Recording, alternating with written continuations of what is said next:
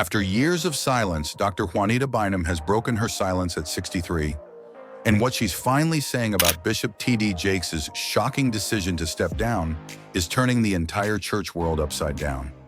This isn't your typical retirement story. No scripted goodbyes, no polished curtain call. What Juanita reveals is raw, deeply personal, and decades in the making. It's not just about T.D. Jakes stepping away, it's about why.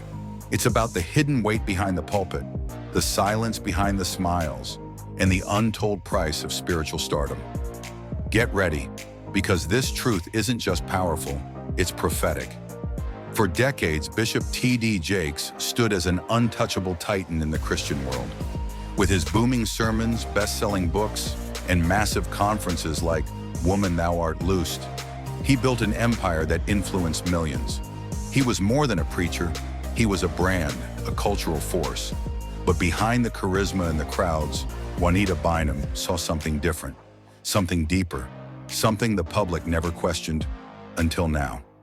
Juanita Bynum wasn't just another follower in the crowd, she was part of the movement.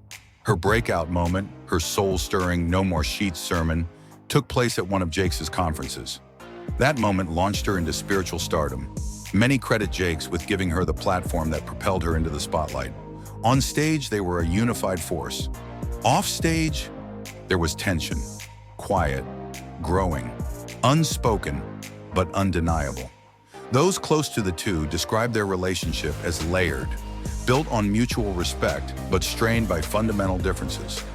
Juanita, never one to mince words, was deeply concerned about the growing celebrity culture surrounding modern ministries. While Jakes believed in discretion and the power of image, Juanita believed in raw truth, even if it was uncomfortable.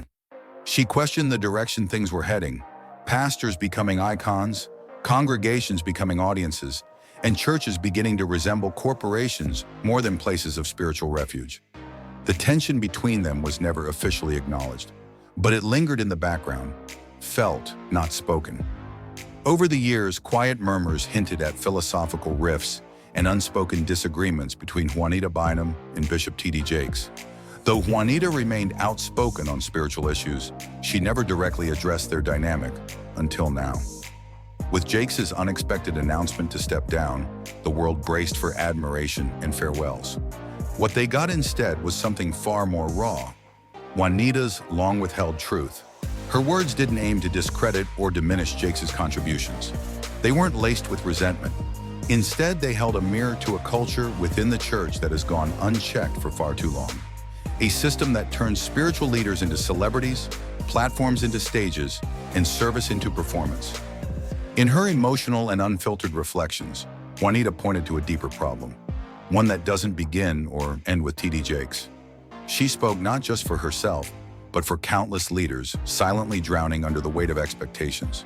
Her message was a call to break the cycle, to stop confusing success with spirituality, and to remember that true ministry starts with honesty, humility, and healing, not with applause. It was a reckoning the church didn't see coming, but desperately needs. She asked a piercing question. What do you do when your ministry becomes more about the brand than the calling? That question alone was enough to stop many in their tracks. Because in today's world, spiritual leaders aren't just leaders, they're celebrities. And with that fame comes an unbearable pressure to be perfect, to never fail, to never show weakness. Juanita's message challenged that entire concept. She described the hidden pain that many leaders carry, the emotional exhaustion, the spiritual depletion, the isolation that comes from always having to be on. She wasn't speaking just for herself or for Jakes. She was speaking for every leader who's ever felt suffocated under the weight of their own success. According to Juanita, Bishop Jakes' decision to step down wasn't a surprise. It was inevitable. Not because of any personal failure, but because the system is broken. She explained that the church culture has shifted, where image matters more than authenticity, where growth is valued over healing, and where ministries are built more like empires than sanctuaries. And this, Juanita says, is where the danger lies. Because when the ministry becomes bigger than the person leading it, the person begins to disappear. Their humanity is lost behind the image. Their needs, their pain, their struggles, pushed aside in service of maintaining the brand. She wasn't trying to expose anyone. She was trying to awaken everyone. Juanita made it clear, the problem isn't just about one man stepping down. It's about a culture that demands more than any one person can give. A culture that creates platforms too high to fall from safely. Through her words, she painted a picture of the price many pay for prominence, of leaders smiling through burnout, of spiritual giants quietly suffering because they're too afraid to admit they're human. And in that sense, Bishop Jakes stepping down wasn't just an ending, it was a warning, a symbol of what happens when calling becomes career and ministry becomes marketing. Juanita called on the church to reevaluate its priorities, to ask hard questions, to strip away the gloss and return to the heart of what ministry was meant to be. A calling to serve, not to be worshipped. She reminded everyone listening that no leader, no matter how gifted, is immune to burnout. No ministry is immune to drift, and no legacy is worth more than a soul. She also acknowledged the complexities of Jakes' legacy. There's no denying the impact he's had, the lives he's touched, the communities he's built. But with that legacy comes a burden, and she asked, what becomes of the empire when the man who built it steps away? Does it continue to serve its purpose? Or does it collapse under the weight of the image it was built to uphold?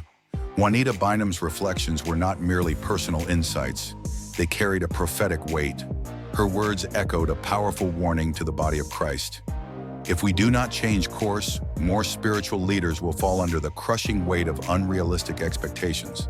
She painted a sobering picture of leaders who suffer silently, hiding burnout and emotional exhaustion behind polished smiles.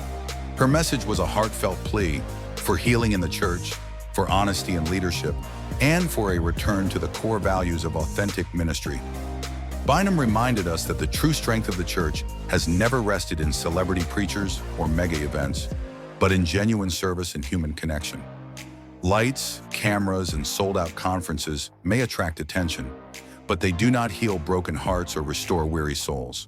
Her words cut through the glamour and glitz, pointing us back to a kind of ministry that is real, raw, and rooted in compassion. As she concluded her message, it was clear that something more profound was taking place. Her courage to speak opened the door for others who have remained silent out of fear or loyalty. This wasn't just a commentary on T.D. Jakes stepping down. It was the start of a conversation the church desperately needs. A conversation about faith that makes room for failure, leadership that allows for vulnerability, and a return to ministry that reflects the heart of Christ. While Jakes' resignation may symbolize the end of an era, Bynum's words ignite the beginning of transformation.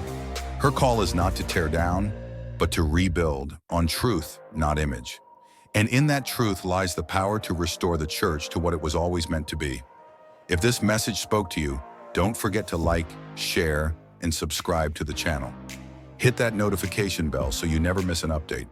Join the conversation in the comments. We'd love to hear your thoughts. Thank you for watching, and remember, the truth doesn't tear down, it sets us free. Thanks for watching.